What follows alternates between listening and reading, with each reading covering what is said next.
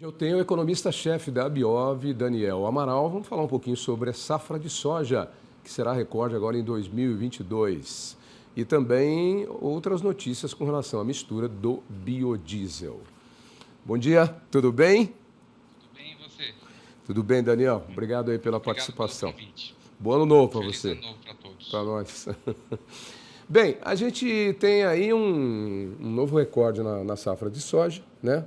E eu acho que vale uma análise, porque nós tivemos muitas variações, nós tivemos muitos problemas, mas mesmo assim temos um recorde, uma boa produtividade. E as exportações cresceram, inclusive, eu sei que não é o seu caso é da mistura, mas as exportações de soja bateram recordes aí no final do ano, uma coisa totalmente atípica, né? Explica pra gente o que aconteceu com o mercado da soja nessa safra. Olha, o mercado da soja brasileiro é um mercado que pode ser caracterizado como um mercado de boas notícias, né? Nós temos já safras recordes sucessivas, né? Já há vários anos.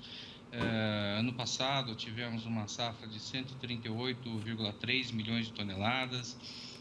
E para agora, 2022, 144,8 milhões de toneladas. Ou seja, o Brasil ele cresce sempre, né? Ele está crescendo cada vez mais, tem aumento de área plantada e tem aumento de produtividade.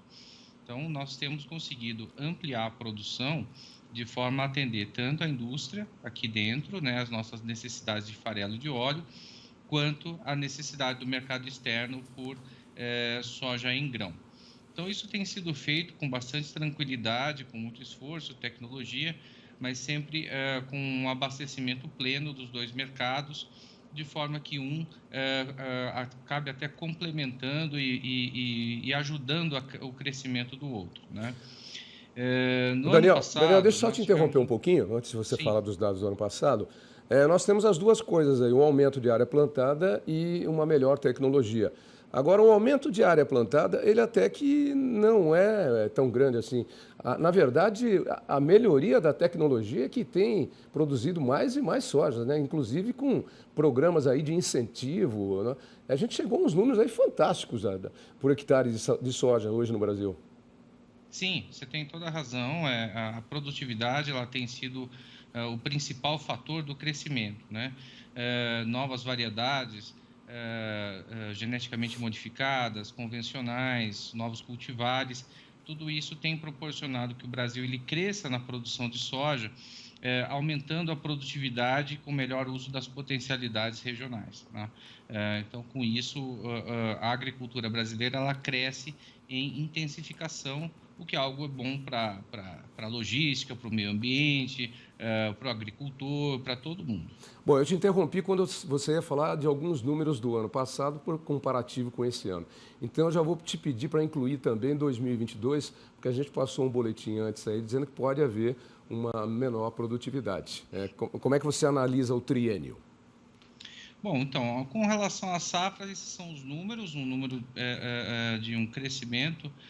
Nós tivemos 8% de crescimento da safra em relação a 2020, né, em 2021, e para este ano aqui um crescimento de cerca de 5% em relação ao ano passado. Então, produção de soja em grão indo muito bem. Com relação ao esmagamento de soja, aí a gente tem algumas sinais amarelos que a gente precisa destacar aqui, mas que justamente são amarelos no sentido de que a gente pode reverter e tornar esse número ainda melhor, né? O que eu quero dizer com isso? Que em 2020 nós tivemos um esmagamento, né, um processamento de soja aqui dentro do país de 46,9 milhões de toneladas, 46 milhões e 900 mil toneladas. O que aconteceu no ano passado? Aconteceu que o esmagamento ele chegou a ficar um pouco mais baixo que isso.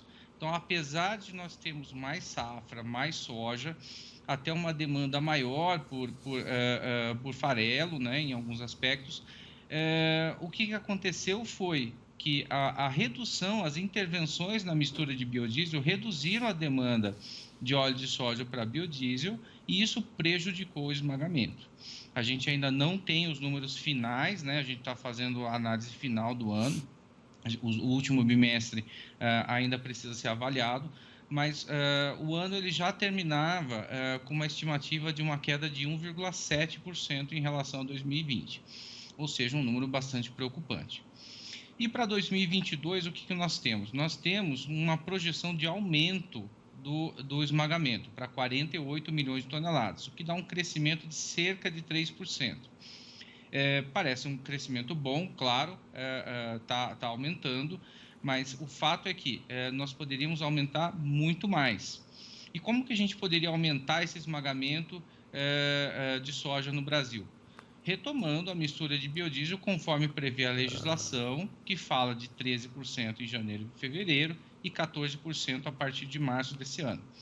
Como a gente já está em janeiro, cabe ao governo, então, revisar, né, aquela determinação que foi anunciada em dezembro, de 10% para todo o ano de 2022, para retomar a mistura, o crescimento da mistura o quanto antes.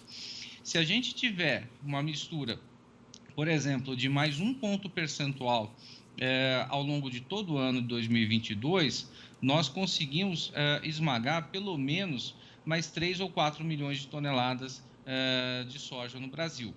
Isso vai naturalmente proporcionar uma maior oferta de farelo, que vai beneficiar também as cadeias de proteínas animais. Ou seja, é o biodiesel proporcionando mais alimento no Brasil, o que é algo que mais do que necessário nesse ano bastante importante que nós teremos. Você tocou num ponto fundamental, que seria a minha próxima colocação, e você já abriu a porta para isso, que é essa questão da mistura do biodiesel ao diesel comum.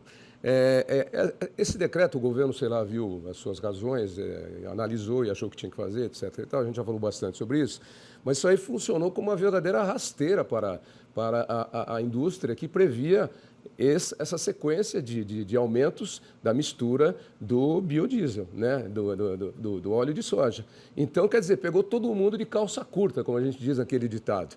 E aí todas as previsibilidades, nós comentamos bastante com o Silmar aqui, inclusive, sobre isso, tudo que estava previsto, expectativa disso e daquilo, veio por água abaixo, ou seja, é uma canetada que interfere diretamente no setor produtivo e que você agora está dizendo que pode ser revertida, mas depende de alguns fatores e um pouquinho de boa vontade também, né? Mas seria o ideal que voltasse a 12 e depois 14, né? É verdade, não só é um fator surpresa e negativo, porque os empresários investiram em capacidade industrial, investiram em originação de matéria-prima, tudo isso que todos nós conhecemos muito bem, mas tem um fator a mais, que é o seguinte: o governo ele desconsiderou o efeito positivo do biodiesel na redução dos custos com rações animais. Ao produzir mais biodiesel, reduz os custos com rações animais. E isso, naturalmente, tem reflexos positivos depois para o consumidor de proteínas animais. Então, é fundamental que o governo considere nas análises dele essa questão do farelo de soja como um componente de redução de preços, né, via biodiesel. Então, o governo ele tem, sim, elementos à mão para tomar uma decisão que seja boa não só para o biodiesel, mas também para todo o Brasil, na forma de redução de preços ao consumidor. Pois é, você mais uma vez tocou num ponto importante. Uma coisa é consequência da outra. O esmagamento da soja produz mais farelo. Mais farelo significa alimento mais barato para a avicultura, para a suinocultura e etc. e tal. E a gente sabe do que aconteceu nesse ano de 2021, né? Com os preços aí da alimentação básica de aves e suínos lá nas alturas, né? A soja é um dos componentes e o milho é outro, e essa decisão pesa diretamente na manutenção desses preços e numa manutenção de inflação alta para a alimentação no ano de 2022. Isso mesmo. Se você me permite, eu gostaria de usar o termo de que o biodiesel ele atua como um colchão de proteção no Brasil para duas coisas. Primeiro, contra essa oscilação excessiva que ocorre nos preços do petróleo. Se a gente olhar o preço do petróleo de um ano para cá, aumentou em mais de 50% o preço do barril. Então, o biodiesel ele aumenta a segurança energética, ele aumenta a disponibilidade de produtos e ainda traz todos os benefícios que nós conhecemos para a segurança alimentar, para a integração com a agricultura familiar e redução das emissões de gás de efeito estufa. E o biodiesel, ao proporcionar também mais farelo, ele atua também como um colchão de proteção contra as oscilações internacionais dos preços do farelo. Então, são só elementos positivos e isso precisa ser reconsiderado na decisão do governo. Eu falei aqui, a gente está falando de alimentação animal, de mistura no biodiesel, mas não vamos esquecer para que patamar do céu que foi o óleo de soja que a dona de casa utiliza na sua alimentação básica, né? Que também é um outro fator explosivo. Sim, sim.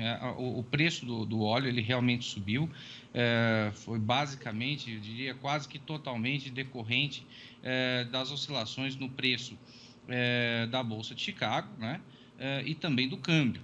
Então, como que a gente pode ajudar nesse sentido aqui no Brasil? Estimulando o esmagamento. Tá. Né? É com mais oferta de óleo que a gente consegue reduzir, né, e tentar conter um pouco as oscilações internacionais. Boa parte decorre das oscilações internacionais e do câmbio, né, que são fatores externos. Mas a gente pode ajudar também, né? Mas pode ajudar, exatamente. Bom, vamos esperar que nesse primeiro dia útil do ano de 2022 tenha alguém sensato nos ouvindo nesse momento, para entender que a linha de raciocínio é pura, simples, clara e direto, com benefícios para todos os lados, né, Daniel? Sim, sim, com certeza. Ok, então. Para quem quiser fazer mais contatos com vocês aí, qual é o endereço de internet? Bom, o endereço da Abiov é abiov.org.br e lá a pessoa pode encontrar todos os nossos dados de acesso, tem o telefone, tem a nossa assessoria de imprensa, tem os e-mails, tem toda a equipe que está lá no nosso site. Vai ser um prazer, se alguém tiver alguma dúvida, precisar de alguma informação, nós estamos à disposição. Legal, muito obrigado aí pela participação com a gente aqui no nosso programa. Adorei essa sua máquina de escrever azul aí na escrivaninha, aí no cenário. Eu tenho uma vermelhinha dessa em casa, um vermelho meio laranja, que eu também guardo lá com amor e carinho. Eu escrevi muita coisa em máquina de escrever com papel carbono.